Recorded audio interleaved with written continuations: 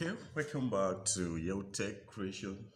If you're new to this channel, do it to like and subscribe. And if you're a returning subscriber, welcome back to the family. Love you guys. Okay, so today we have another new project before us.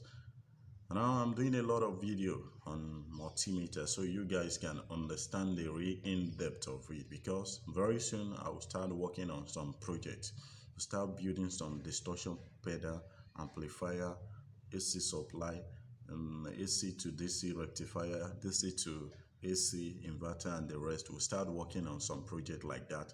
So please put your mind to this if you're a beginner and you don't understand multimeter, or maybe you understand multimeter but you don't understand it really deep, because once we start, I will assume everyone on my channel are pro already, because once you start asking me any jam question, I'll ask you to go to the previous video.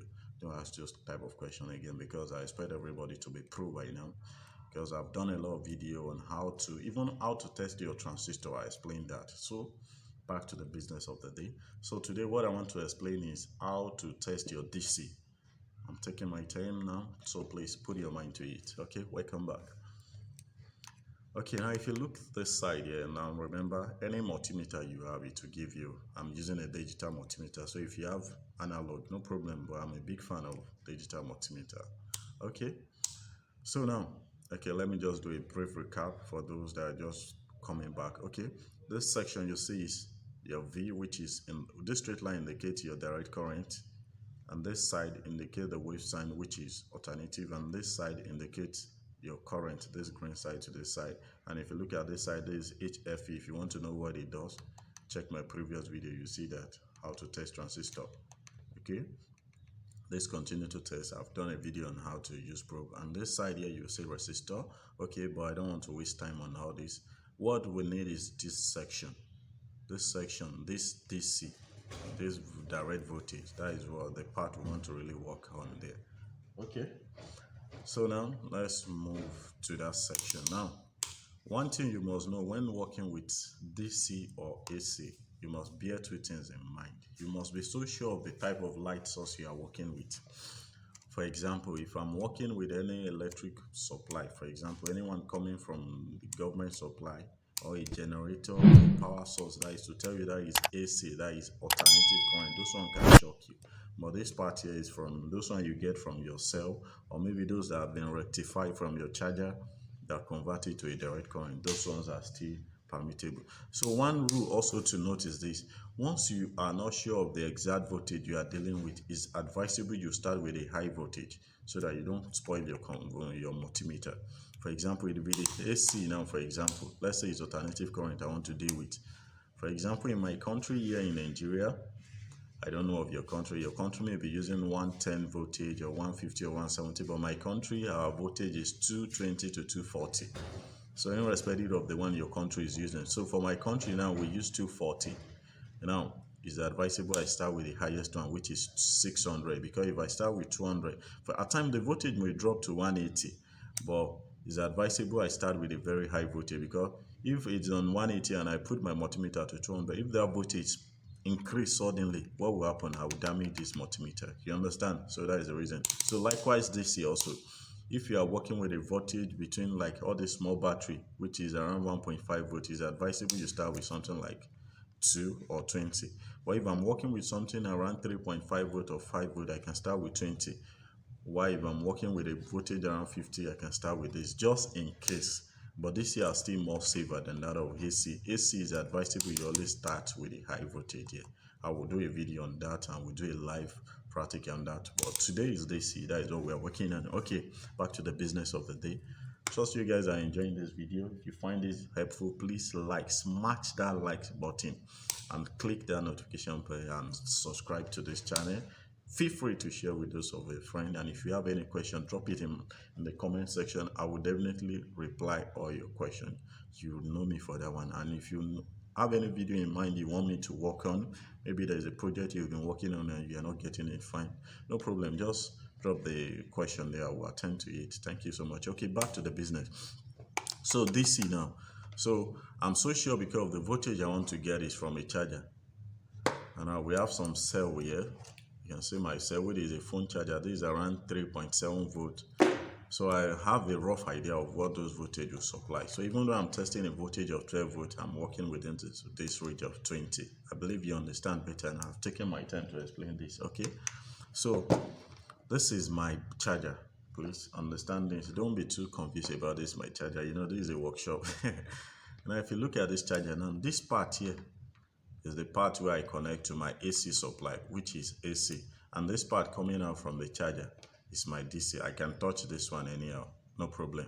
But this part here is dangerous because it's alternative current to shock me. So we are concerned about this output here.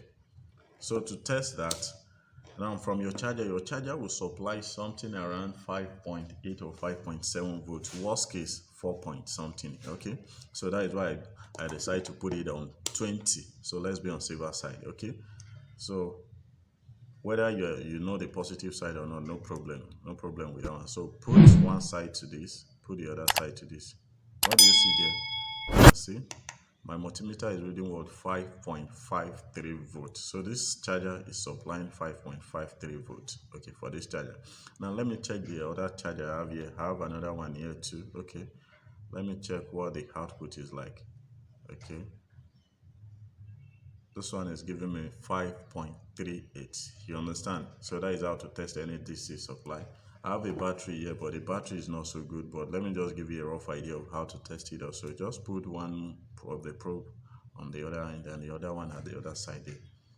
But this battery is not really good. You can see 0 point something. This battery is bad. So just permit me to use this one as my power at my cell. You understand? It's still the same process. You just click it to give you the exact voltage. And also, I want to demonstrate using a panel here. Okay, now this panel is a panel that I can connect my micro USB there. I can put it here and it will supply. Actually, this will work on a project using this panel, so to say.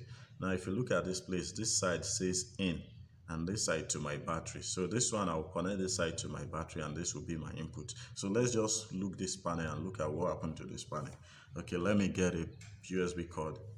Okay, I have my USB cord here and I have this panel here. Okay, let's see what will happen. Let's plug it.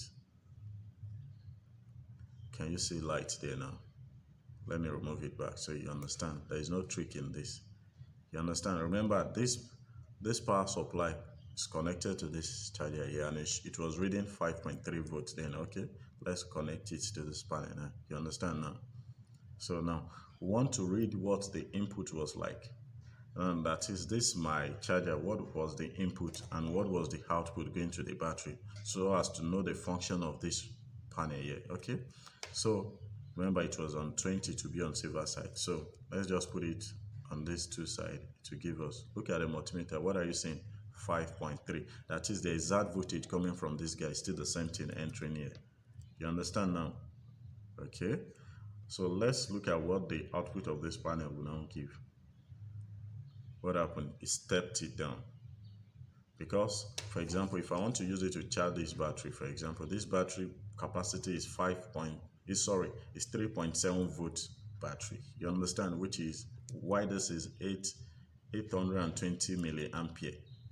Whether you have 1002 milliampere, no problem. I'm talking about the voltage now. The capacity of this one is 3.7, maximum 4.2. You understand? So the function of this thing is to step down what is coming from that my input. You know, the input was 5.39, so it stepped it down to 4.1, and the highest capacity of that battery is 4.2, so it's still permissible. You understand? So there is the function of this panel. I believe you understand, guys. So that is how to go about how to test DC voltage. So over time, in my next video, what I will be doing is we'll be looking at this panel. Now this panel, you can see here is a radio, but I want to convert this radio to an MP3 player. I know you guys will be so excited for that.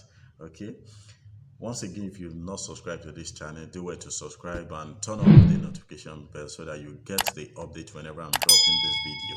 And you're gonna love it, I promise you. Okay, thank you so much, and once again, thank you. Bye.